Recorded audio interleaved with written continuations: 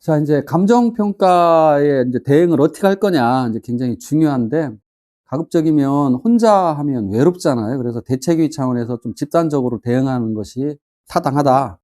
그 다음에, 제일 중요한 건 감정평가사가 적법한 사유 없이 현지조사를 실시하지 않고 평가를 하면 이는 위법한 거라고 저는 봅니다. 그래서 이 부분에 대해서 여러분들이 잘 대응을 하기를 바라고요. 어쨌든 만일 평가에 응하기로 의사결정했다면 감정평가사 조율을 해서 현지조사에 참여를 해야 됩니다. 그리고 현지조사 시에 감정평가에서 당해 부동산 시세, 또 주변 부동산 거래 사례, 또 경공매 사례, 보상 선례, 임대료, 또 선평가 자료, 현평가를 했을 경우만 해당되죠. 이런 것들을 제시해야 됩니다. 특히 건물에 대해 대수선을 했다. 그럼 그 사실도 좀 알려야 되고, 최근 부동산을 매입한 경우에는 실제 매입 가격을 알리는 것이 좋습니다. 특히 부동산에 특이점이 있으면 그것도 또한 알려야 되고요. 이제 영업보상인 경우에는 조합이나 감정평가사가 요구하는 자료를 충실히 준비하면 되는데, 중요한 건 자료를 낼지 말지를 먼저 결정을 해야 된다는 겁니다. 자료를 낼지 말지. 그래서 실제 제출은 전문 변호사 반드시 상담을 하고 제출 여부를 결정을 해야 됩니다. 그 다음에 이제 현지조사할 때 말을 거기서 많이 하는 것보다는 감정의견서라는 제목으로 간단하게 자신의 의견을 요약해서 서면으로 감정평가사한테 제출하는 게 좋습니다.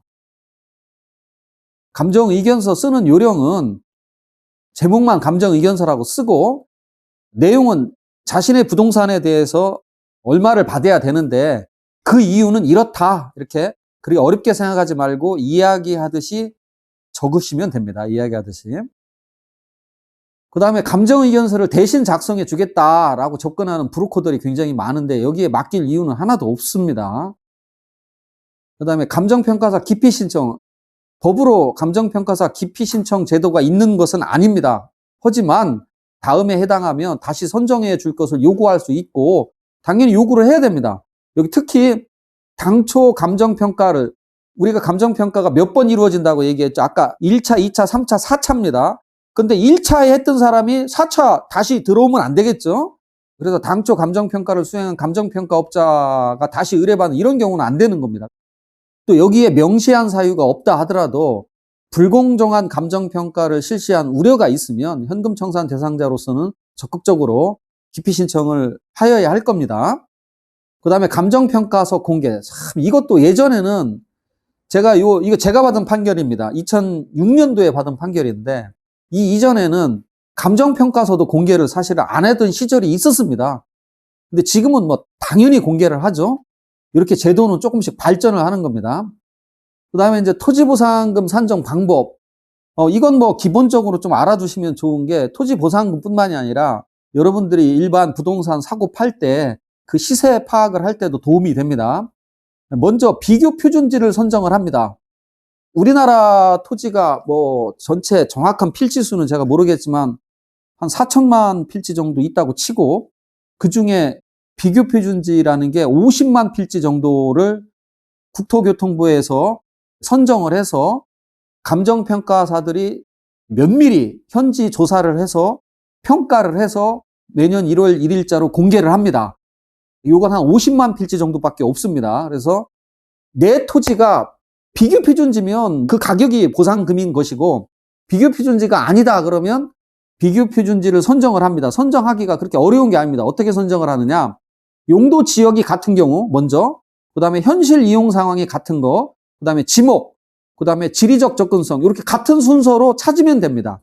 그래서 여기 표준지 공시지가 화면 딱 찾아서 보면 검색 화면에 보면 자기 이제 뭐 이렇게 개포통을 치면 여기 벌써 이용 상황, 현실 이용 상황, 그 다음에 용도 지역이 나오죠. 용도 지역이 같은 경우, 제일 처음, 그 다음에 이용 상황이 같은 경우, 그 다음에 지목이 같은 경우, 그 다음에 지리적 접근성, 뭐 주변 환경, 이런 것들이 같은 것들을 찾아보면 분명히 찾을 수가 있습니다. 이렇게 찾아서, 그래서 이제 비교 표준지가 찾아지면 비교 표준지 가격은 1월 1일자 가격이기 때문에 지금 평가를 만약에 뭐 5월 1일 날 한다. 그러면 5월 1일까지의 지가 변동률을 참작해서 보완을 해줘야 되겠죠. 이걸 시점 수정이라고 합니다. 요거는 객관적인 수치입니다. 우리가 고민할 거 없습니다. 그 다음에 비교 표준지가 우리 예를 들어서 재개발 사업 지역 내가 없다. 그러면 옆에 있다라고 아니면 상당히 떨어져 있다. 그러면 지역 요인을 보정을 합니다. 근데 통상 이 지역 요인은 1이 될 겁니다. 대부분 있습니다. 그리고 그 다음에 이제 개별 요인, 비교 표준지하고 내 토지를 비교를 하는 겁니다. 그래서 가로 조건, 접근 조건, 환경 조건, 획지 조건, 행정적 조건, 기타 조건이 있는데 뭐 요런 부분이 세부적인 건 여러분들이 한번 찾아보시는데 뭐 가로 조건, 도로 조건이 어떠냐, 접근, 거기 접근할 게 도로 두 면에 접해 있느냐, 한 면에 접해 있느냐, 맹지냐 그런 걸 따져야 되겠죠. 또 환경이 어떠냐, 획지가 어떠냐, 행정적 조건이 어떠냐, 기타 조건 이런 것들을 따지고 그 다음에 마지막으로 이제 제일 중요한 기타 요인 산정을 하는데 요게 바로 보상 선례와 여러분들이 많이 하는 매매 사례 이런 걸 참작해서 기타 요인을 산정을 합니다. 그래서 보상금은 자기 면적에다 비교표준지 공시지가 곱하기 시점 수정, 지역 요인, 개별 요인 곱하기 기타 요인 이렇게 해서 보상금액이 산정이 됩니다. 여기서 중요한 건 이제 기타 요인이 얼마큼 산정될지 이게 가장 핵심입니다. 기타 요인이 얼마큼 산정될지 어떤 보상 선례가 채택이 되고 어떤 매매 사례가 채택이 되는지 이 여부가 가장 중요합니다. 그래서 이런 부분들을 여러분들이 잘 찾아서 감정평가사한테 의견을 개진을 하는 겁니다. 이런 부분들을 잘 찾아서 개진을 하는 겁니다.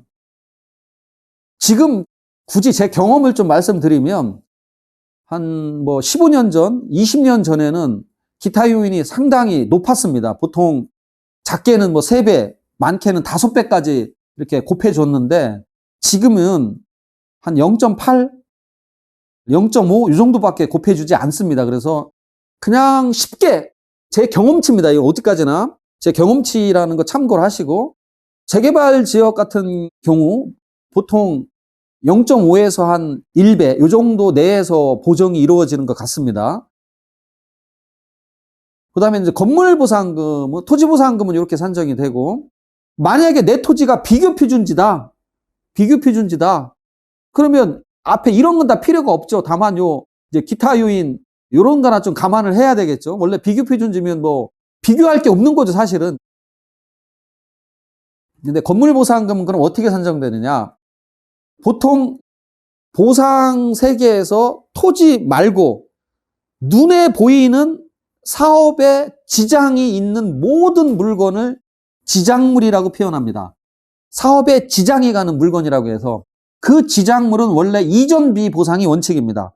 그런데 예외적으로만 취득비를 보상을 합니다. 예외적으로 취득비를 보상하는데 건축물은 이전할 수가 없죠. 당연히 건축물 해체해서 뭐 다시 할 수가 없잖아요. 그래서 건축물은 당연히 취득비를 보상을 합니다.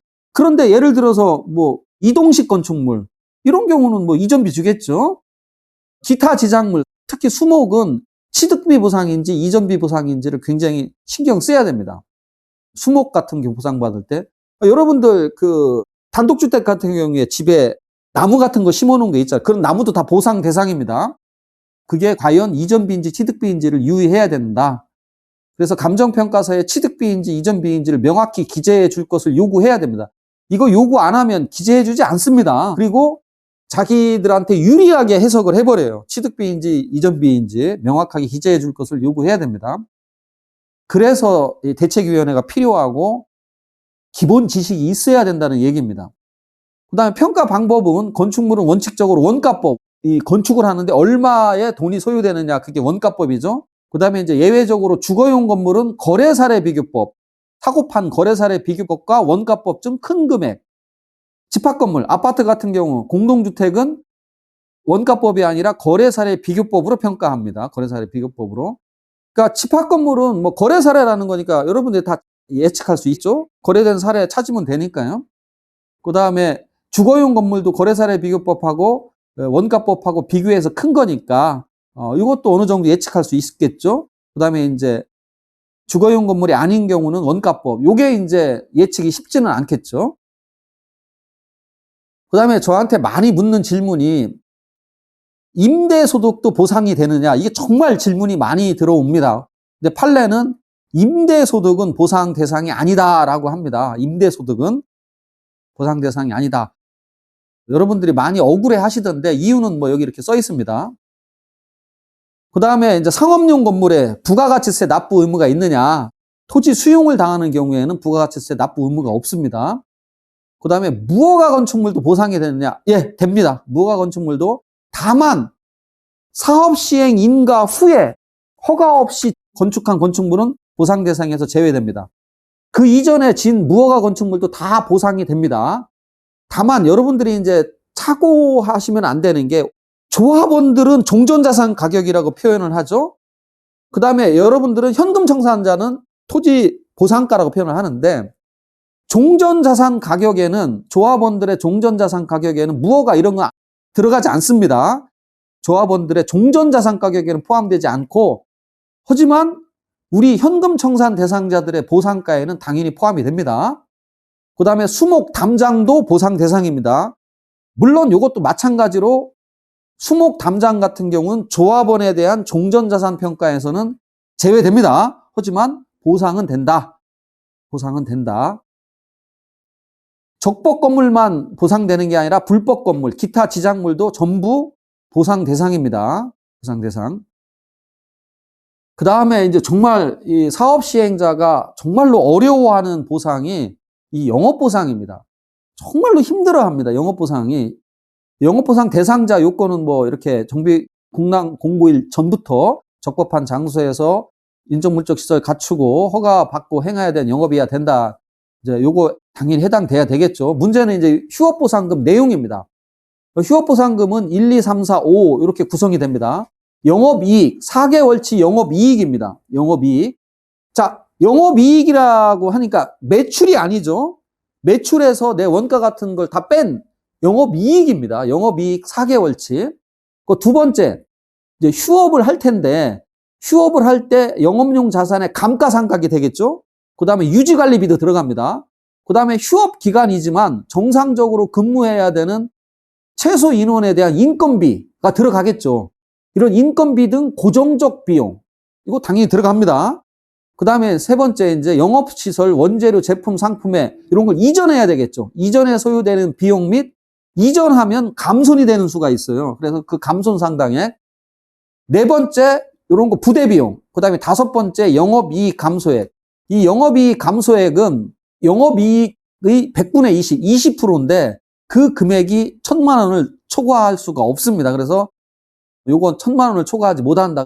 그리고 요 부대 비용은 여기서 이 네 번째 부대 비용은 통상 큰 금액이 인정되지 않습니다. 큰 금액이.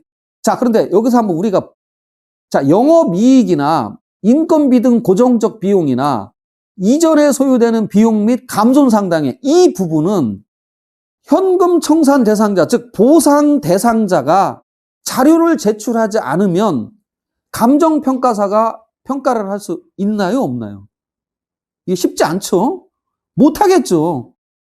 아니, 뭐, 나란히, 자, 우리 쉬운 음식점으로만 얘기를 들자고요.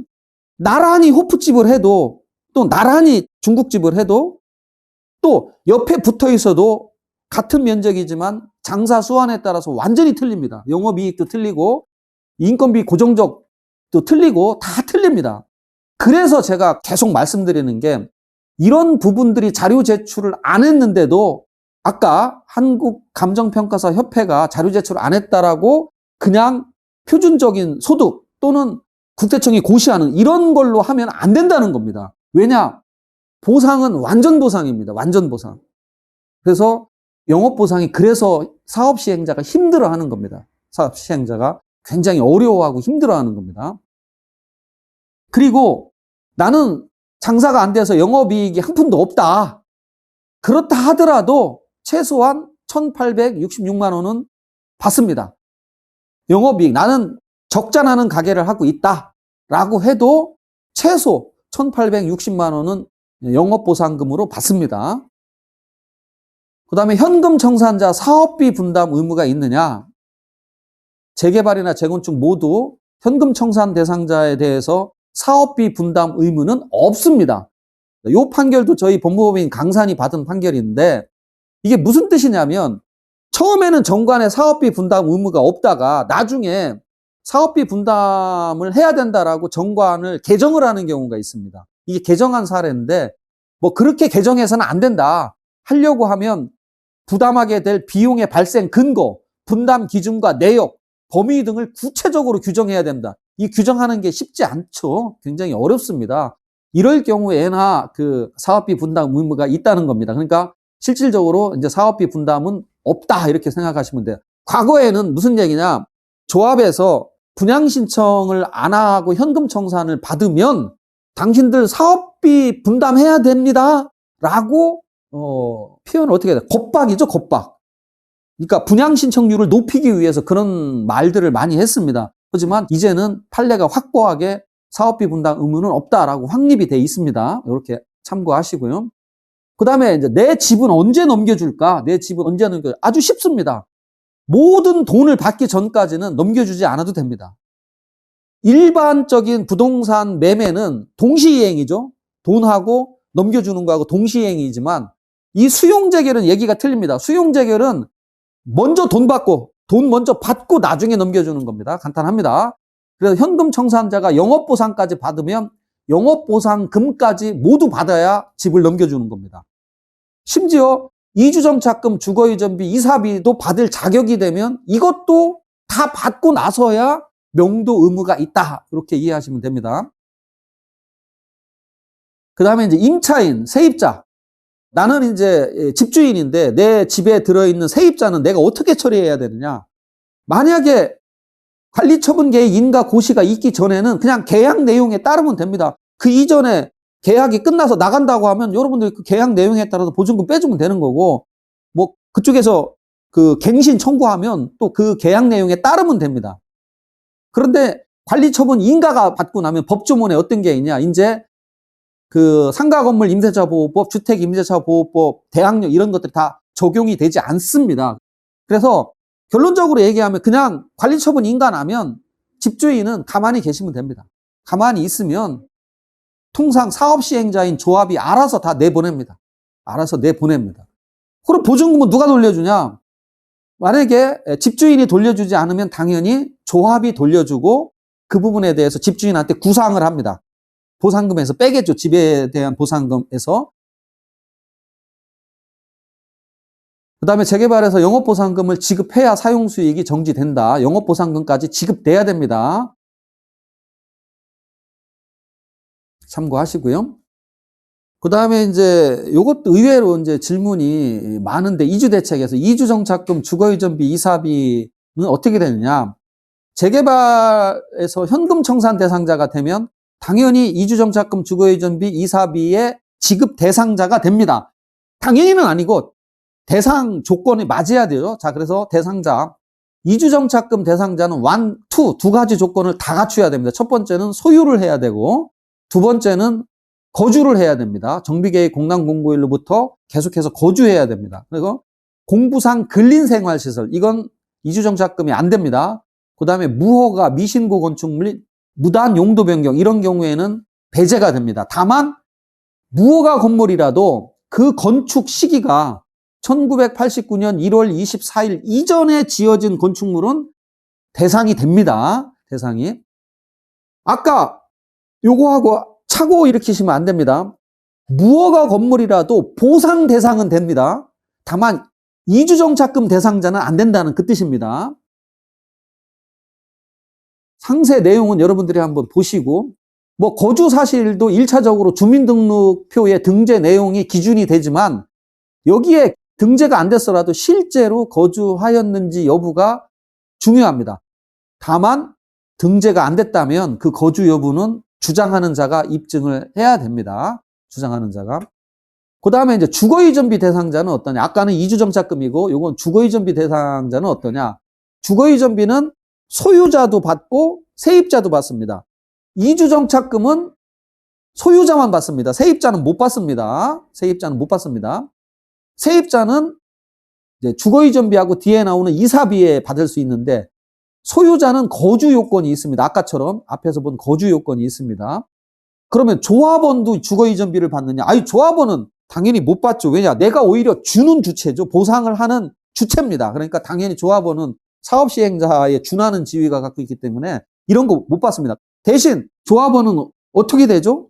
그 이주비 대출을 받아서 자기가 이사를 가는 거죠.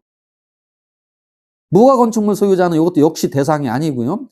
거주 요건이 있습니다. 거주 요건. 정비계획 공람 공고일부터 보상하는 때까지 계속해서 소유 거주해야 된다. 그 다음에 세입자는 거주 요건이 없습니다. 세입자는 주거이전비에 대해서는 거주 요건이 없습니다.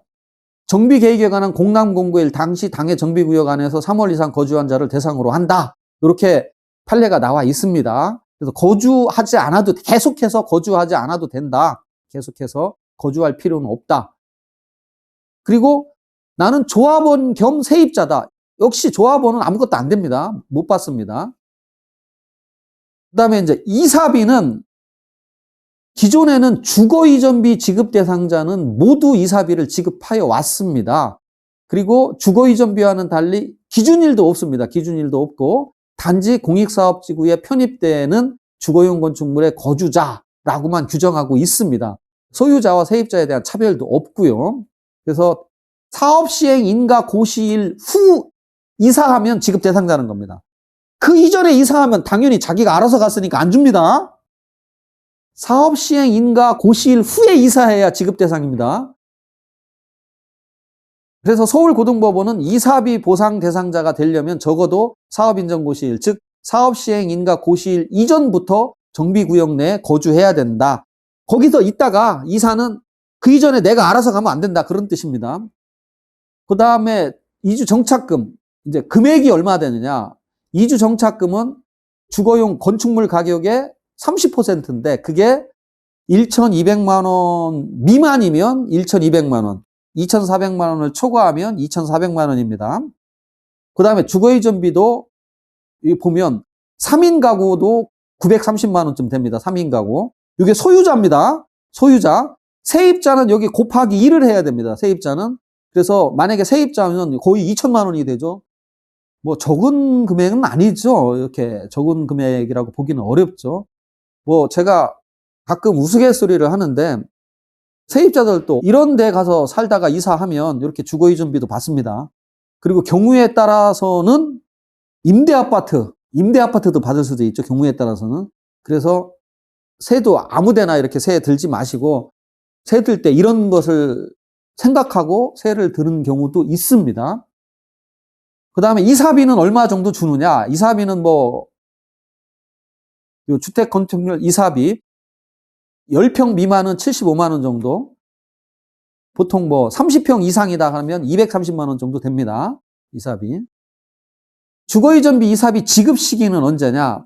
이거 대법원이 중요합니다. 이행 청구를 받은 다음 날이라고 합니다. 이래서 공부해야 된다는 겁니다. 자, 이행기에 정함이 없는 채무로서 채무자는 이행 청구를 받은 다음 날로부터 이행지체 책임이 있어요. 그러니까 가만히 있으면 어떻게 된다? 안 줘도 됩니다. 주거이전비 이사비 지급 대상자는 어떻게 해야 돼요? 그래서 사업시행계획 인가 고시가 되면 즉시 청구를 해야 돼요. 청구를 했는데도 안 준다? 그러면 이제 이행지체 책임을 집니다. 이래서 공부해야 된다는 겁니다. 현금 청산 대상자가 정보공개 청구를 할 수 있느냐? 현금 청산 대상자가 정보공개 청구를 할 수 있습니다.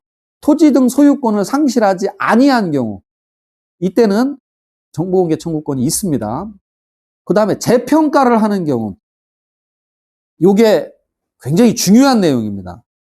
토지보상법에 따르면 대상 물건의 평가액 중 최고 평가액이 최저 평가액의 110%를 초과하는 경우, 그 다음에 평가를 한 후 1년이 경과할 때까지 보상 계약이 체결되지 아니한 경우에 재평가를 한다. 굉장히 중요한 내용이에요. 자, 아까 1차 협의 보상 평가가 중요하다고 말씀드렸고 1차 협의 보상 평가는 몇 명이 평가를 하냐면 시도지사 추천 1분, 그 다음에 사업시행자인 조합 추천 1분, 그 다음에 우리 현금 청산 대상자 또는 일반 신도시 사업에서는 보상 대상자 추천 1명, 이렇게 3명이 평가를 합니다. 3명이 평가를 해서 보통 사업시행자가 선정한 평가사가 가장 보상금을 적게 평가하는 경향이 있죠. 당연히.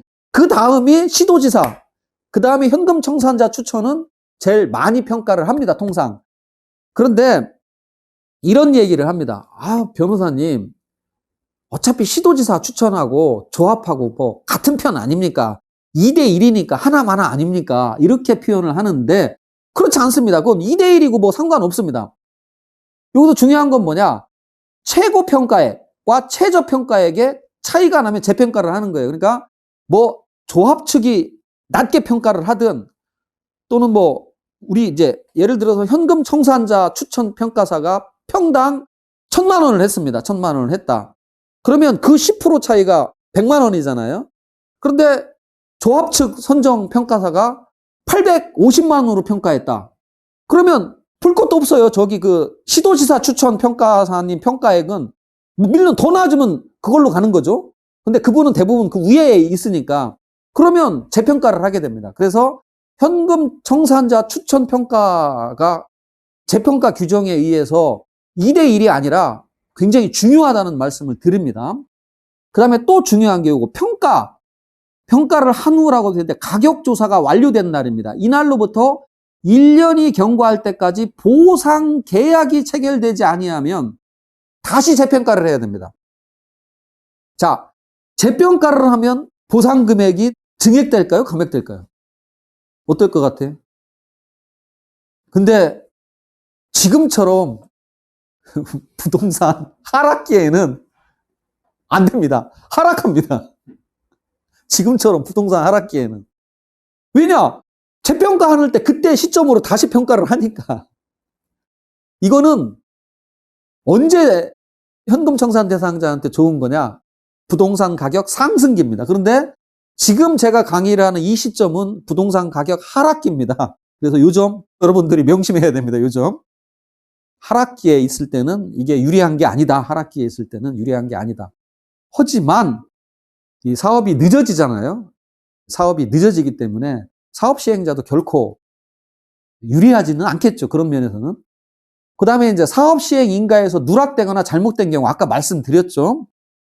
사업 시행 인가에서 누락되거나 잘못되면 어떻게 하느냐? 그냥 가만히 있으면 된다. 가만히 있으면 된다. 사업 시행자가 엄청난 고통입니다. 우리는 뭐 보상 못 받는 것밖에 없습니다. 우리는.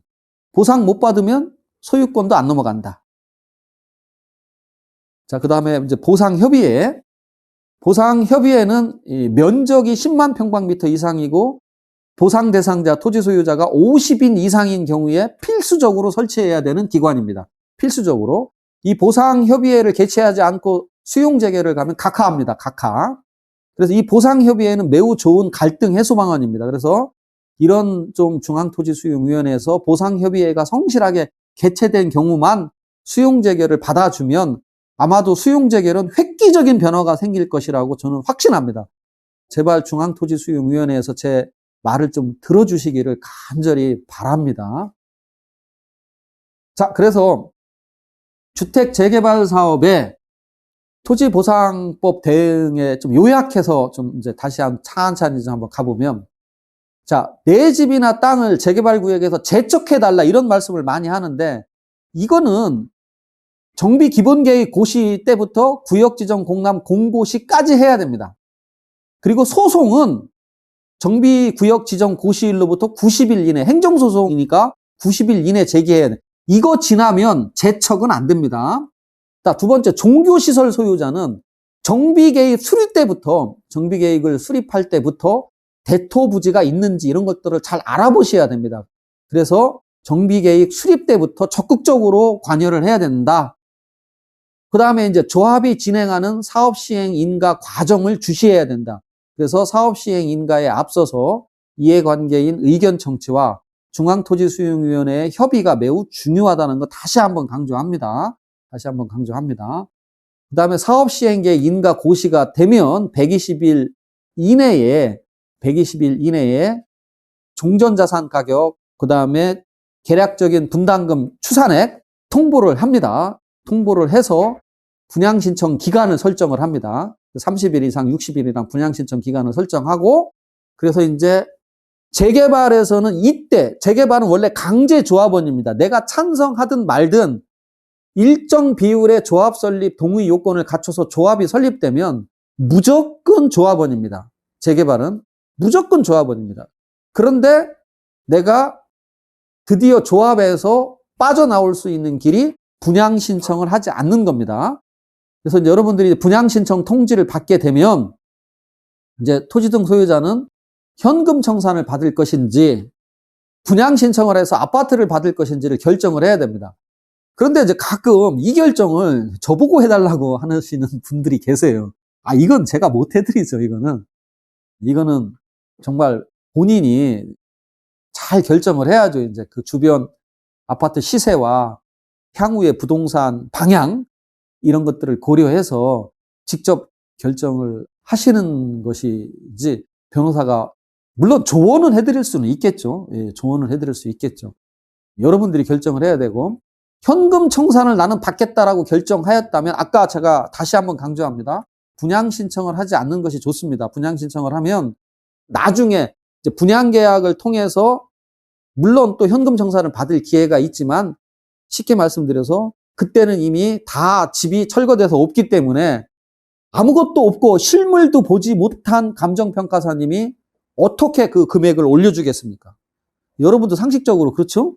올려주기 어렵습니다. 그래서 나는 이 현금 청산하겠다라고 하면 분양 신청을 하지 마세요라고 말씀을 드리고 싶습니다. 그 다음에 이제 사업 시행자는 분양 신청 기간 종료일 다음 날로부터 이제 협의를 시작해야 됩니다. 분양 신청 기간 종료일 다음 날로부터 협의를 시작해서 관리 처분 계획이 인가 고시가 된 다음 날로부터 90일 이내에 협의를 해야 됩니다. 협의를 하고 협의가 안 되면 그 기간의 만료일 다음 날로부터 60일 이내에 수용 재개를 신청해야 됩니다. 60일 이내에. 이게 이제 재개발에서 특별한 거죠. 일반 공익사업은 조금은 다릅니다. 일반 공익사업은 당연히 아까 말씀드린 것처럼 일반 공익사업도 협의 절차를 거쳐야 됩니다. 협의 절차를 거치고 그 다음에 수용 재개를 신청을 해야 됩니다. 그런데 재개발은 이렇게 날짜가 특정되어 있습니다. 만약에 이 시간을 어겨서 수용 재개를 신청하지 않으면 60일 이내에 수용 재개를 신청을 안 하면 지연 이자를 지급해야 됩니다. 그래서 지연 이자 6개월 이내에 지연 일수에 따라서 6개월 이내인 경우에는 5%, 6개월이 초과 지연되면 10%, 1년이 초과되면 15%의 지연 이자를 받게 됩니다. 그런데 대부분 이 날짜를 지켜서 수용 재개를 신청을 하게 됩니다. 그 다음에 요 밑에 이제 지연이자 지급 현금 청산 기산일 결정을 위한 조합 설립 인가 신청일을 알아야 된다라고 했는데, 요 지연이자 지급을 받는 조건이 그 굉장히 어려운 얘기입니다. 이게 가나다 조건을 다 갖춰야 돼. 2012년 8월 2일 이후로 최초로 조합 설립 인가 되고, 그 다음에 2018년 2월 9일 이후 최초로 관리처분 인가를 신청해야 되고, 그 다음에 조속 재결 신청을 하지 아니한 경우에 요 지연이자가 작동을 하는 거고, 그 이전에는 여러분들이 여기서 설명을 안 했지만 조속 재결을 청구를 해서 그 기간 내에 수용 재결 신청 안 하면 지연이자를 받도록 돼 있습니다. 그래서 요게 안 되면 정관 등으로 정하는 이자를 지급한다, 이렇게 이해하시면 되고, 현금 청산 기산일은 여기 잘 적어 놨습니다. 읽어보시면 될 것 같고요. 현금 청산을 받는다면 가장 중요한 것은 역시 계속 강조합니다. 1차 협의보상금이 제대로 평가되도록 하여야 한다. 1차 협의보상금이 나오면 그 이후 수용재결, 이의재결, 행정소송을 진행해도 10%를 증액시키기가 어렵습니다. 그 다음에 1차 협의보상금이 제대로 평가되도록 하려면 현금 청산자 숫자, 면적 과반수 이상이 반드시 감정평가사를 추천해야 되고, 감정평가사 추천을 위해서 현금 청산 대상자 명단 및 과반수가 얼마인지에 대해 정보 공개를 청구해야 됩니다. 그리고 중요한 거, 추천하는 감정평가사를 신중하게 선택해야 됩니다. 그러면 어떤 분을 추천을 할까? 어떤 방식으로 추천을 할까요? 라고 이렇게 물어봅니다. 저한테 이렇게 물어보는데, 어떤 것이 선이라고 말씀드리지는 않겠습니다. 다만 그냥 제 개인적으로 제가 가장 선호하는 방법은, 일단 이 감정평가사 선정을 할 때 대책위가 구성되면 이렇게 생각을 합니다. 투명하게 운영을 해야 되겠다라고 생각해서 공개 경쟁 입찰을 하자, 이렇게 많이 합니다. 근데 저는 그 방법을 반대합니다. 그렇게 하면 그냥 그 분이 뭐 PT를 잘했든가 뭔가 내가 잘해서 선정이 된 겁니다. 그죠? 여러분들이 생각해 보십시오. 여러분들이 어느 분을 미리 여러 경로를 통해서 알아봅니다. 감정평가사를 알아봐서 여러 경로를 통해서 이분이 가장 훌륭하고 멋지다. 그건 변호사 선임도 마찬가지입니다. 이건 제가 변호사 또 똑같습니다. 저보고 뭐 와서 우리 공개경쟁 입찰하라고 뭐 이렇게 PPT 하라고 하면 저 안 갑니다. 과연 우리가 모셔온 분하고 이렇게 공개경쟁 시켜서 한 분하고 과연 이분이 우리를 위해서 정말 엄청나게 노력을 해주셔야 되는데 과연 누가 노력을 더 할지 여러분들이 생각해 보시면 답이 나올 것 같습니다. 자, 그래서 제 생각입니다. 어디까지나 가급적이면 공개경쟁 안 하는 것이 더 낫지 않겠느냐라는 의견을 말씀드리는 겁니다. 그래서 제 강의를 듣는 현금청산 대상자들은 여기서만큼은 제발 투명한 뭐 선정 이런 거 하지 말라는 겁니다. 그냥 여러분들이 회의를 거쳐서 야 누가 제일 낫더라 여러 경로를 통해서 알아보셔서 최종 선정 내부적으로 선정하신 다음에 모시러 가라는 얘기입니다. 그랬으면 좋겠다라고 말씀드리고 그 다음에 이제 제가 이것도 참 말씀드리기가 어려운 주제이긴 한데 이제 아까 평가사는 공시 가격을 평가하는 쉽게 얘기해서 옛날로 표현하면 대형법인이 있고 그 다음에 중소형 법인이 있고 개인이 있습니다. 그죠? 대형 법인, 중소형 개인이 있습니다. 그러면 우리 현금청산 평가사들은 어느 쪽이 날까요? 라고 저한테 많이 물어봅니다. 그래서 이거는 뭐 제가 뭐라고 답변하기는 상당히 어렵습니다. 하지만 그래도 사실 이게 제일 중요할지 모르기 때문에 그냥 제 사견임을 전제로 말씀을 드린다라고 하면 사업 시행자들은 통상적으로 대형 법인을 선정을 합니다. 사업 시행자들이. 그 다음에 시도지사도 대형 법인을 선정을 보통 합니다. 그러면 13개밖에 없습니다. 대형 법인은 13개밖에 없습니다. 그런데 아까 제가 1차 감정평가에 3군데죠. 그 다음에 2차 감정평가는 2군데서 합니다. 그러면 5군데죠. 3차도 2군데서 합니다. 그럼 7군데죠. 마지막 법원은 1군데서 합니다. 8군데입니다. 그럼 13개 중에서 만약에 뽑는다면 8군데가 감정평가를 들어와야 되는데 중복이 되면 당연히 안 되겠죠. 그래서 시도지사나 그 사업시행자 측에서 선호하는, 저는 왜 선호를 하는지 모르겠어요.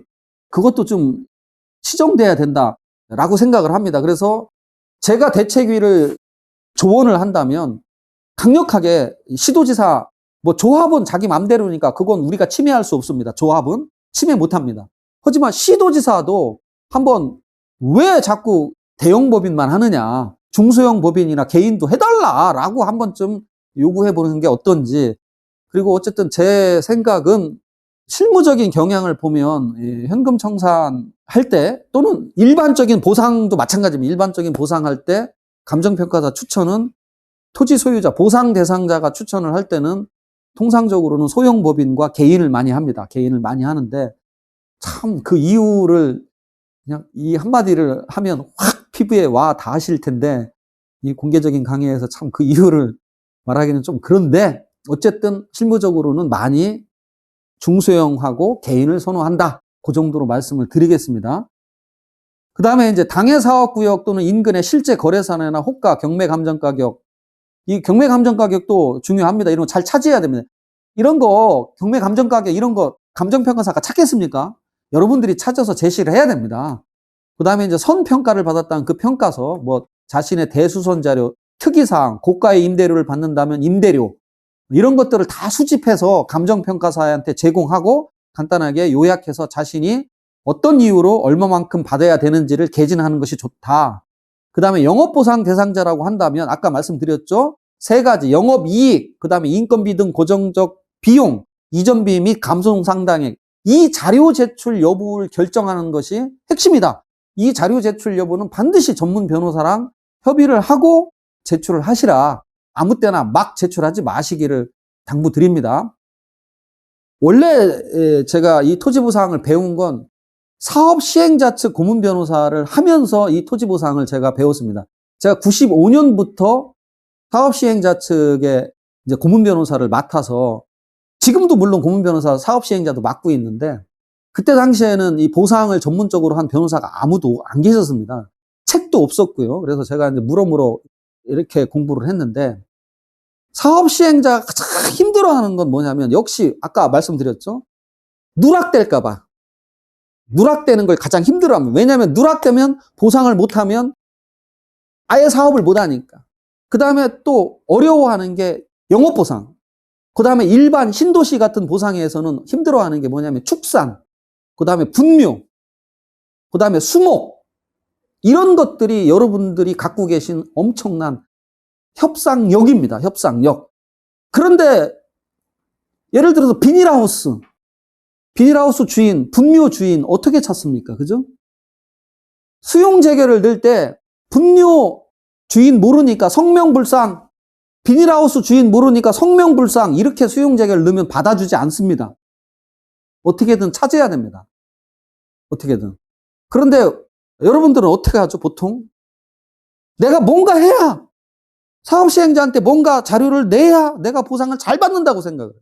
그래서 예를 들어서 비닐하우스 대책위원회 구성하면 자기 스스로 회원 명단 다 적어내. 영업보상도. 한번 우리 해보자는 거죠, 제 얘기는. 한번 버텨보자는. 자, 내가 영업보상 한번 자료 안 내고 버텨서 과연 얼마만큼 피해를 입겠습니까? 이순신 장관도 말을 했죠. 죽을 거 각오를 해야 산다고. 뭐 그렇게 모르겠습니다. 하여튼 뭔가 이렇게 막 하려고 노력을 많이 하시는데 그런 부분에 대해 생각을 다시 한번 해봤으면 좋겠습니다. 대책위에서는 1차 협의보상평가 전에 조정위원회 개최, 법이 있습니다. 117조에 의한 조정위원회 개최 또는 117조의 2에 의해, 이거 도시정비법입니다. 도시 및 주거환경정비법에 의한 협의체 운영을 요구해 볼 필요성도 있습니다. 협의체 운영을. 그 다음에 1차 협의보상 금액이 통지가 되면 이제 협의 여부를 결정해야 되는데 특별히 급한 사정이 아니라면 협의에 응할 이유는 없다.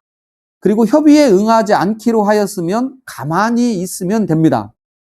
이의 신청서를 내거나 조합 사무실 가셔서 막 이렇게 삿대질 하시고 핏대 올릴 이유 하나도 없습니다. 그렇게 하면 손해보십니다. 그렇게 하면 오히려 손해보십니다. 왜 손해를 보느냐? 아까 협의 경위서의 서명 날인이라고 제가 잠깐 말씀드렸는데 여러분들이 찾아가서 그렇게 항의하고 하시면 협의 경위서에 서명 날인을 할 의사가 없다는 게 객관적으로 확인됐기 때문에 여러분들 서명 날인을 받지 않아도 됩니다. 그러니까 하나의 절차가 생략이 되는 거예요. 사업 시행자로서는 너무 고마운 거예요. 찾아와서 욕 한 번 먹고 협의 경위서 그 번거로운 거 안 해도 되잖아요. 그죠? 얼마나 좋습니까? 그 다음에 근데 변호사는 보통 일반 사람들이 변호사는 1차 협의보상 금액이 통지되거나 수용재결 금액이 통지되면 선임을 하게 됩니다. 이거 제발 좀 이렇게. 자, 지금 제가 앞에 많은 걸 말씀드렸잖아요. 그죠? 우리 할 일이 얼마나 많아요. 그런 거 모르시잖아. 근데 그것도 또 불안해요. 변호사는 왜 필요하냐? 동행하는 거죠. 내 불안감을 다소 변호사한테 위로받는 겁니다. 가만히 있으면 자꾸 집에 가서 잠자다가 생각하는, 야, 내가 뭐 자료를 내야 유리한 거 아니야? 그리고 실제 뭐가 문제냐면 사업 시행자들은 그런 이야기를 합니다. 뭐라고 얘기하냐? 자료를 내야 잘해드릴 수가 있지. 저렇게 협조 않는데 어떻게 저희가 잘해드릴 수 있습니까? 이 말을 들으면 흔들리게 돼 있습니다. 그리고 실제 이런 말도 뭐 재개발에서는 그런 말 안 하는데 제가 뭐 큰 보상 지역 대부분 대책위원회 고문 변호사를 맡았었는데 그런 얘기를 합니다. 야, 그 법무법인 강산 지네가 책임진대요? 책임져준대요? 선생님 자료 안 내고 이렇게 협조 안 해서 선생님 손해볼 수도 있는데 그 손해보는 거 그 법무법인 강산 그 사람들이 책임져 준대요? 이렇게 말을 하면 자다 보면 그게 맞는 것 같아요. 그래서 또 자료 냅니다. 또 협조 또 합니다. 하지만 정말로 진짜 생각을 다시 한번 해보자. 그리고 그렇게 불안할 때는 다시 변호사를 찾으시라. 그래서 가장 제가 말씀드리고 싶고 변호사 선정은 빠를수록 좋다.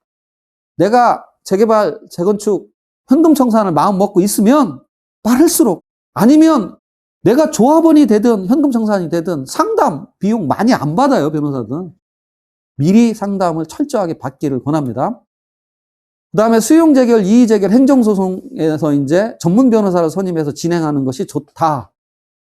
당연히 전문 변호사를 해야 됩니다. 그래서 의뢰인과 협의해서 사실 절차 위반 시 가처분 신청, 어떤 가처분을 할 거냐, 사업시행 인가 취소소송을 넣을 거냐 말 거냐, 관리처분 인가 취소소송을 넣을 거냐 말 거냐, 뭐 증거보전 신청, 또 이주정착주 이사비 항변, 뭐 여러 가지 부분들을 변호사와 협의해서 결정하고 진행을 해야 됩니다. 그래서 여러분들이 변호사는 미리 선정했으면 좋겠다.